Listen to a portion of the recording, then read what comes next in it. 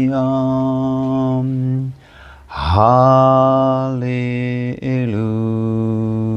Hallelujah.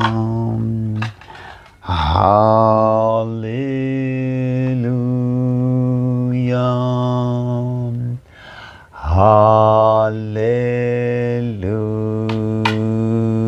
Hallelujah. Hallelujah. Litukuzwe jina lako, lisifiwe jina lako, limidiwe Mungu Baba mwenye nguvu na uweza, kwa Yesu Kristo Bwana wetu, mfalme wetu na Mungu wetu. Asante kwa pendo lako, asante kwa rehema zako zilizo nyingi na kuu na za milele. Ninaomba mapenzi yako tena wakati huu, saa hii na siku hii, yakaendelee kutimizwa katika jina la Yesu Kristo. Roho Mtakatifu tujaze, tufunulie na maandiko, tufunulie na fahamu na akili, Bwana, tupate kuelewa zaidi na kutambua zaidi mapenzi yako, kwa jina la Yesu, amen. Mungu Baba Mwokozi akubariki, akuponye na katika taabu zako zote na katika hali zote ngumu, akushangilize Yesu kwa huruma zake ambazo ni nyingi na kuu, katika jina la Yesu. Haleluya. Karibu tena kwa nafasi nzuri na kwa wakati mzuri, tupate neno la uzima ambalo tunaendelea kujifunza juu ya imani. Imani iokoayo. Kuna imani isiyookoa na kuna imani inayookoa. Kuna imani inayoweza kuokoa, kuna imani isiyoweza kuokoa. Inabaki tu hivyo, inabaki tu katika hali ya kutofanya chochote. Sasa tunahitaji imani inayofanya jambo. Imani ya Yesu Kristo inafanya. Tumwamini Bwana. Tuone katika imani mambo yaliyotendeka, na Biblia inavyoendelea kusisitiza watu kuwa na imani. Katika kitabu kile cha Mambo ya Nyakati sura ile ya 20 inaeleza habari za Yehoshafati, kiongozi huyu ambaye walimwendea watu mbalimbali hapa na alikutana na vita. Ilikuwa ni vita, yako mataifa au wako watesi walioinuka kupigana nao. Habari za Yehoshafati na mataifa haya ambao walipigana. Ukiangalia mstari ule wa kwanza, anasema, nitasoma mstari wa 20 na kuendelea, lakini nianzie kwa wale wa kwanza kidogo pale. Anasema, ikawa baada ya wana wa Moabu na wana wa Amoni na pamoja na baadhi ya wa Meuni, yani hao ni wa Amoni, kwa maana nyingine wa Amoni, anasema wakaja juu ya Yehoshafati vitani. Wakaja watu waliomwambia Yehoshafati wakisema, wanakuja jamii kubwa juu yako, watokao Sham toka ng'ambo ya bahari, na tazama wako katika Hasason Tamari, ndio Engedi. Yehoshafati akaogopa, akauelekeza uso wake amtafute Bwana, akatangaza mbiu ya watu kufunga katika Yuda yote. Akatangaza mbiu, watu akafunga kwa sababu ya habari ya kutisha aliyoisikia. Hapo alichukua hatua ya imani, akaingia kuita watu, akamtafuta Bwana, akaita na watu wamtafute Bwana pamoja. Twende sasa mstari wa 20.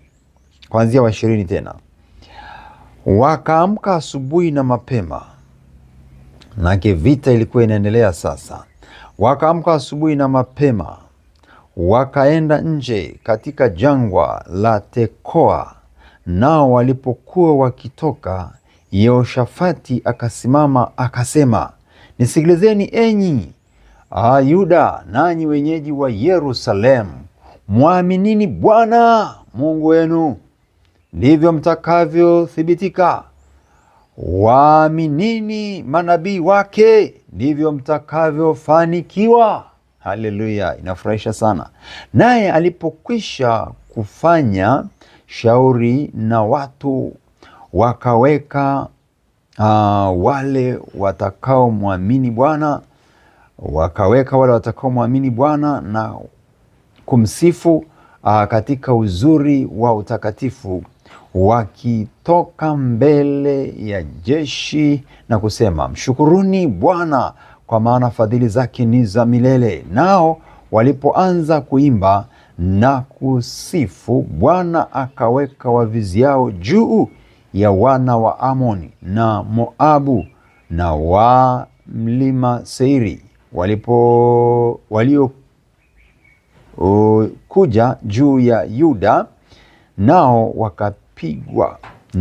wakapigwa, kwani wana wa Amoni na Moabu walikuondokea wenyeji wa mlima wa Seiri kuwaulia mbali na kuharibu. Nao walipokwisha kuwakomesha hao wakaao Seiri, wakajitia kuharibu kila mtu mwenziwe. Hata Yuda walipofika mnara wa kulindia wa jangwani, wakalitazama hilo jeshi, nao angalia, walikuwa maiti walioanguka nchi, wala hapana aliyeokoka. Nao Yehoshafati na watu wake walipokuja kuchukua nyara zao, wakaona kati yao wingi wa mali na mavazi ya johari za thamani anasema ya thamani walivyojivulia zaidi kuliko wawezavyo kuchukua. Wakawa siku 3 katika kuleta nyara, maana zilikuwa nyingi sana. Hata siku ya 4 wakakusanyika katika bonde la Baraka, maana ndipo walipomkaribia Bwana. Kwa hiyo jina la mahali pale palikaitwa bonde la Baraka hata leo. Amina. Jina la Bwana litukuzwe milele yote, milele yote. Vita imetokea, adui wametokea, mashambulizi yametokea, na Yehoshafati kiongozi huyu anasimama anamwelekea Bwana baada ya taarifa za vitisho, na ikampa hofu na uoga. Alichofanya, hakuendelea kuogopa wala kutetemeka wala kulia wala kufanya vingine, ila Biblia inasema akamwelekea Bwana, akaomba. Yehoshafati akasimama kati ya kusanyiko la Yuda na Yerusalemu nyumbani mwa Bwana mbele ya ua mpya. Kina mstari ule wa 3. Yehoshafati akaogopa, akauelekeza uso wake amtafute Bwana, akatangaza mbiu na watu wafunge. Ni baada ya taarifa hizo kumjilia. Sasa hii tunasema ni imani inayookoa, kwamba akili yake, moyo wake anauelekeza kwa Bwana, akijua kwa Bwana nitapata msaada, nitapata wokovu, nitapata ushindi. Kwa hiyo hakuendelea kuogopa, akaelekeza uso wake kwa Bwana. Kwa hiyo mambo yakaendelea, vita ikaendelea. Biblia hapa imetuonyesha kwamba kilichotokea ni kwamba walikufa watu wengi, wale maadui walikufa. Na Yehoshafati na watu wake, inaonyesha jinsi ambavyo wanakusanya nyara kwa siku 3. Yaani vitu vilikuwa vingi, mpaka mahali walipokusanyia pakaitwa bonde la Baraka, kwa maana ya vile ambavyo walivuna vitu vingi ambavyo inaitwa ni kuteka nyara, ni manyara. Sasa walivichukua vile ambavyo tayari wengine walikuwa wamekimbia, wengine wamekufa, yale majeshi yaliyokuwa yamejikusanya kupambana nao ili kuangamiza. Wakaamka asubuhi na mapema, wakaenda nje katika jangwa la Tekoa. Nao walipokuwa katika wakitoka, Yehoshafati akasimama akasema, nisikieni enyi Yuda, nanyi wenyeji wa Yerusalemu, mwaminini Bwana, mwaminini Bwana. Hapo ni imani. Mwaminini Bwana, yani mwaminini Mungu, mwaminini Bwana. Anasema mwamini Bwana Mungu wenu, ndivyo mtakavyothibitika. Imani inatuthibitisha.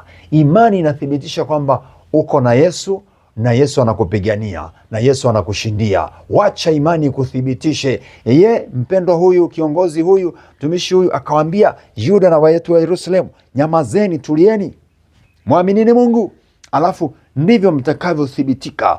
kwa maana kwamba kuamini kwenu kumwamini Mungu, Mungu atathibitisha imani mlio nayo. Mungu atathibitisha kwamba ninyi ni watu wake, sisi ni watu wake, wewe ni mtu wake. Mungu atathibitisha. Imani iokoayo inatuthibitisha, inamthibitisha na kumdhihirisha Mungu wetu kwamba ni Mungu awezaye kuokoa, wala si Mungu anayeshindwa kuokoa.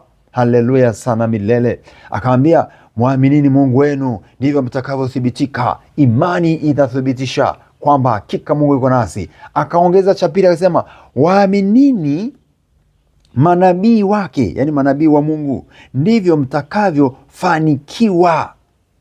Na alipokwisha kufanya shauri na watu, wakawaweka wale watakao mwimbia Bwana na kumsifu, na katika uzuri wa utakatifu wakatoka mbele ya jeshi na kusema, mshukuruni Bwana, kwa maana fadhili zake ni za milele. Haleluya.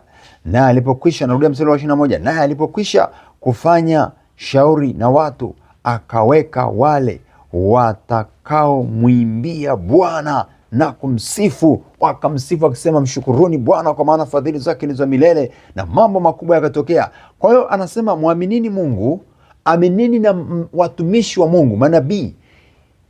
Imani ya sasa, watu sasa wanakwenda tofauti tofauti. Nasema na watu ambao wanaenda kanisani, wanaenda kwenye ibada. Wakati mwingine watu wameshindwa kuamini kile ambacho mtumishi anasema. Wakati mwingine watu wamepuuza, wakati mwingine watu hawachukulii maanani.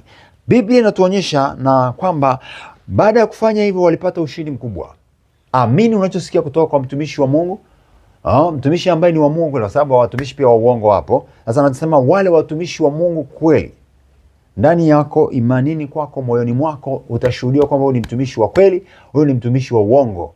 Wale ambao Yesu alisema manabii wa uongo, makristo wa uongo, yani watumishi wa uongo wengi watakuwepo, na sasa wapo wengi.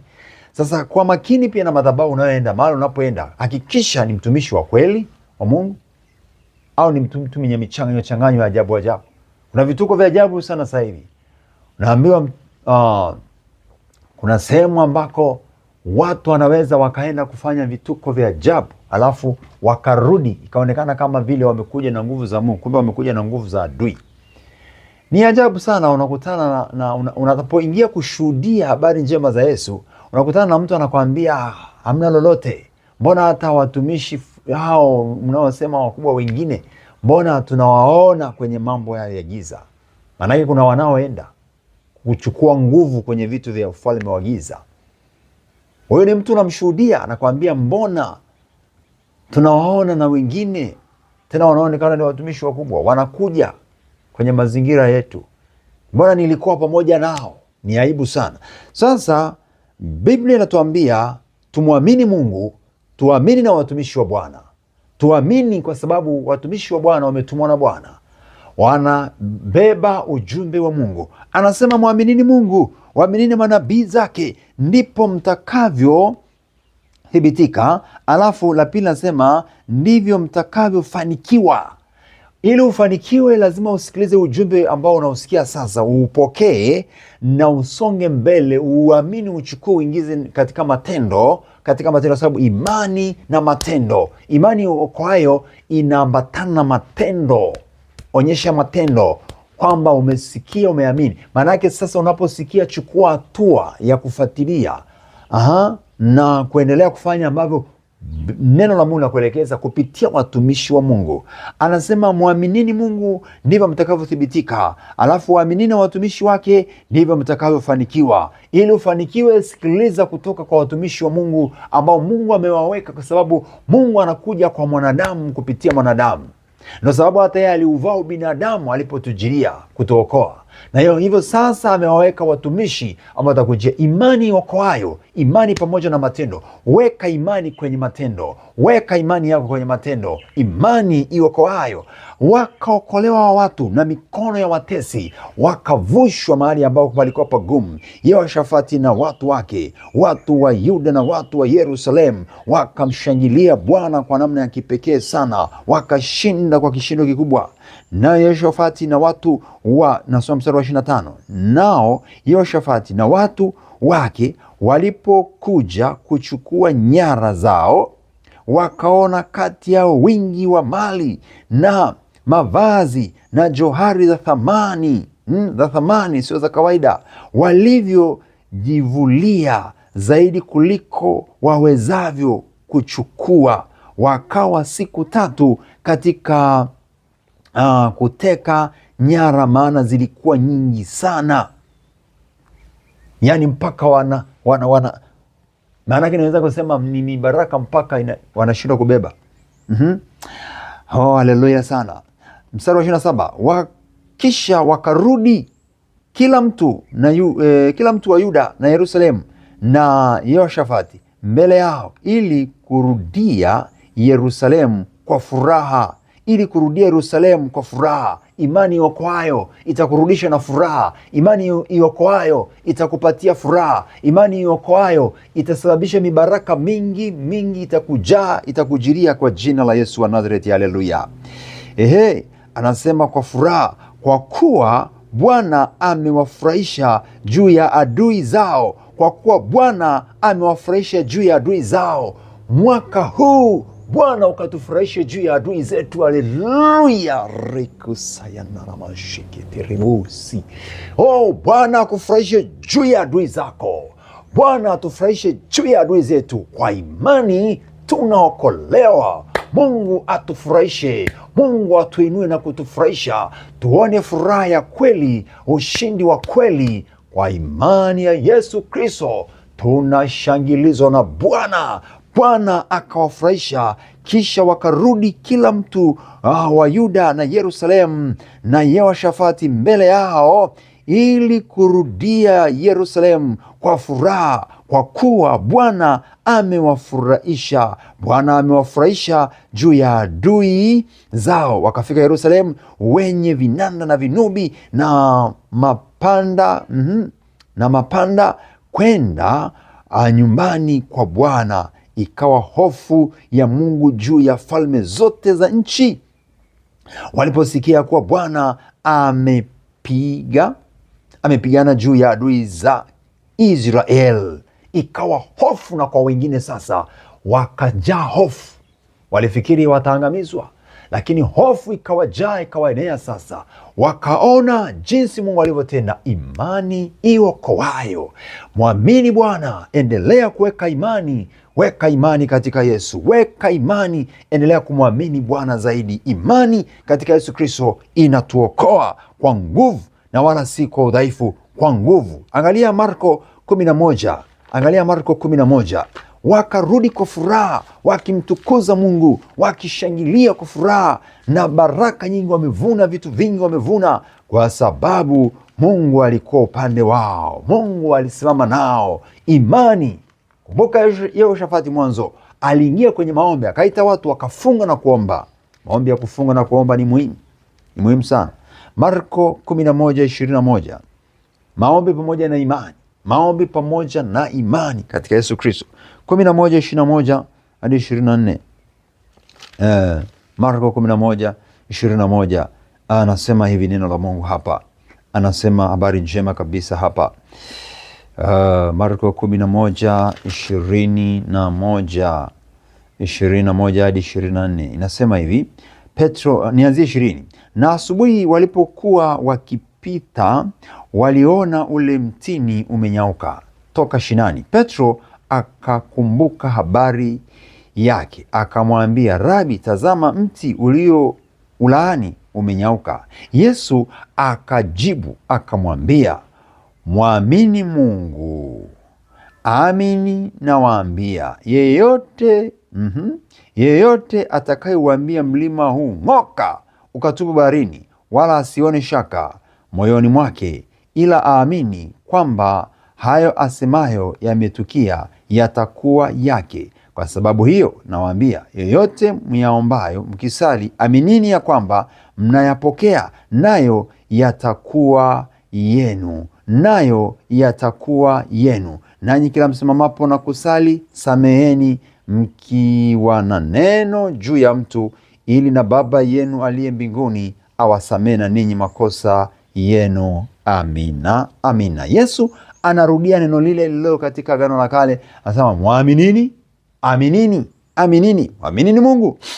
Anaambia mwaminini Mungu ili mpate kuona mambo makubwa zaidi ya hayo. Yesu alikuwa pamoja nao, akauambia mtini nyauka, kauka, ukakauka. Na wanafunzi wanakuja kushuhudia kile ambacho Yesu alisema. Mti umekauka bila kuguswa, bila kufanya chochote, kuambia maneno tu kakauka. Hiyo ni imani yenye nguvu. Na Yesu hapa anatufundisha imani yenye nguvu. Anawaonyesha kwamba inawezekana. Wakapita wakauona kweli umekauka. Ndipo anawaambia sasa muwe na imani kwamba mtakachokisema mlima waweza kung'olewa ukahamishwa mahali. Mambo mazito makubwa yaweza kung'olewa yakaondolewa, yakaondoshwa katika maisha ya mtu. Kwa sababu hiyo nawaambia, yeyote atakayeuambia mlima huu ng'oka, utang'oka. Na anasema aminini yale mnayoyaomba kwamba mmeyapokea, naye yamekuwa yenu. Yale tuliyoyaomba, kama ambavyo hawa waliomba walipokuwa wanaingia vitani.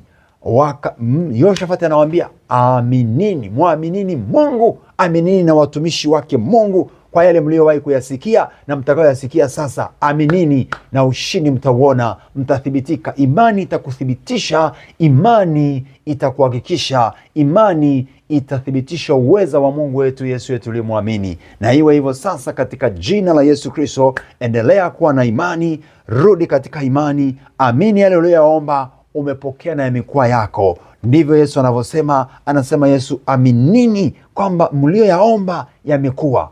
Tutembee na imani katika nyakati hizi, sio imani ya kudodosa, sio imani ya kupapasa papasa. Weka imani kweli kweli, weka imani ndani yako kweli kweli, uwe mtu wa imani kweli kweli, usiwe mtu wa michanganyo. Naona baadhi ya Wakristo wakichanganya mambo kweli nyakati hizi. Yaani anaona kwa sababu mambo yamechelewa, anasema ngoja tu sasa nifanye. Anachukua hatua nyingine, maamuzi mengine, anafanya vitu ambavyo ni kinyume na mapenzi ya Mungu. Hiyo sio salama na sio sawa. Hakikisha unafanya ambacho umeagizwa na Biblia na ambacho kipo kwenye imani ya Kristo. Usifanye ili mradi, usifanye kwa sababu unaona umechelewa. Hakuna kuchelewa. Mungu atatimiza kwa wakati wake. Bwana akujaze neema. Weka imani na imani itakupatia kushinda. Yehoshafati na watu wake wakarudi kwa furaha. Bwana wamewapatia ushindi. Na Yesu anasema tutaona ushindi pia zaidi ya huo. Tutaambia vitu vifanyike na vitafanyika kwa jina lake. Weka imani katika kumwamini Yesu zaidi na zaidi. Amina. Mungu Baba, Mwana, Roho Mtakatifu, asante kwa neema yako, kwa neno lako, na mapenzi yako yaendelee kutimizwa katika jina la Yesu. Bariki kila mmoja, gusa moyo wake kwa Roho Mtakatifu. Haleluya. Karibu embu, endelea kuomba sasa. Omba kwamba Bwana akurehemu pale ulipoenda kwa udhaifu, pale ulipoenda kwa unyonge, pale ulipoogopa. Yehoshafati alipoogopa alichukua hatua ya kuingia, akaelekeza uso kwa Bwana. Hofu na woga vikaisha vyote, na ndipo Bwana akamthibitisha na ile imani ikamthibitisha. Kwa jina la Yesu, twende omba sasa. Mwambie Bwana ni rehemu na Bwana nitie nguvu, niweze kuvaa ujasiri, ushujaa sana sana wakati wote. Katika jina la Yesu, na iwe kwako nguvu mpya. Bwana akuponye moyo wako, hofu ziondoke, mashaka iondoke, habari mbaya ulizosikia, habari za vitisho ulizosikia sasa zikayeyuke. Elekeza uso wako kwa Bwana. Baba, tuvute kwako, tuelekeze uso wetu kwako. Tutakaposikia habari za kutisha, habari za vita, habari za uharibifu, tusirudishe uso wetu kuwatazama wanadamu wala kitu chochote. Tutazame mbele zako, tuelekeze uso wetu kwako Bwana, katika jina la Yesu wa Nazareti aliye hai. Bwana, asante kwa uweza wako juu ya mpendwa huyu anayesikia. Mpe kibali na nguvu, mvute, muwezeshe, mwongoze, akutumikie we Bwana katika nguvu za Roho, katika uweza wa Roho Mtakatifu, katika jina la Yesu wa Nazareti. Nguvu zozote na kazi za adui na zikemea. Roho za hofu, mashaka zikuachie kwa jina la Yesu wa Nazareti aliye hai. Ziondolewe, ziondoshwe. Bwana, tujaze neema yako, tutembee katika neema yako, katika ujasiri. Yesu umesema yale tuliyoomba tuamini tumepokea,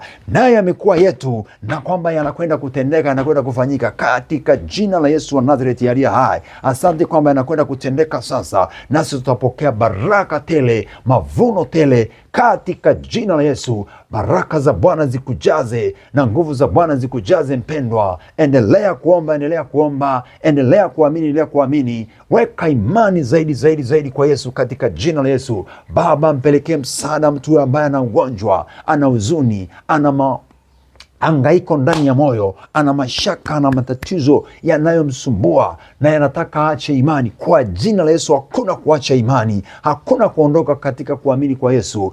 Aendelee kuamini, nguvu ya Roho imvute, msaidie. Tusaidie Bwana, tusaidie Jehova, kwa jina la Yesu Kristo wa Nazareti aliye hai, kwa jina la Yesu Kristo wa Nazareti aliye hai, katika jina la Yesu na kwa damu ya Yesu. Endelea kuvutwa na Bwana, endelea kuvutwa na Bwana, endelea kuvutwa na Bwana, endelea kuvutwa na Bwana, endelea kumsogelea Bwana. Mtazame Bwana, elekeza uso wako kwa Yesu msalabani, elekeza uso wako kwenye neno la Mungu, kwenye Biblia, kwenye maandiko matakatifu. Elekeza uso wako kwenye maandiko matakatifu, utapata ufunuo, utapata ujasiri. Wenye haki wana ujasiri kama simba, katika jina la Yesu wa Nazareti. Biblia imesema neno la Mungu wetu ni mkuu na ametuhakikishia hivyo. Bwana Yesu, asante. Endelea kumtia nguvu na atoke kwenye magonjwa, kwenye huzuni, kwenye madeni atoke mtu wako. Tusiwe watu wa madeni kwa jina la Yesu. Mashaka, hofu viondoke kwa jina la Yesu. Endelea tu kuomba, endelea kuita kwa Bwana. Yeye ni mwaminifu sana, neno lake ni takatifu, neno lake lina nguvu. Liamini tu, lishikilie neno lake, maana neno hilo lina nguvu, neno hilo linaponya, neno lake laokoa, katika jina la Yesu wa Nazareti aliye hai. Neno lako Bwana linasimama milele hata milele, katika jina la Yesu Kristo wa Nazareti aliye hai. Baba, asante kwa sababu umeponya. Endelea kuponywa, endelea kufunguliwa na kutiwa nguvu kwa Roho Mtakatifu. Endelea kushika neno, ishi katika neno, tembea katika neno majira yote na nyakati zote. Tembea katika neno la Mungu lenye uweza, lenye nguvu, linaloleta ushindi na baraka, linaloleta kupona, linaloleta kuokoa, neno la uzima, katika jina la Yesu wa Nazareti aliye hai. Bwana akupe furaha nafsini mwako, jazo ushindi na nguvu. Haleluya, haleluya.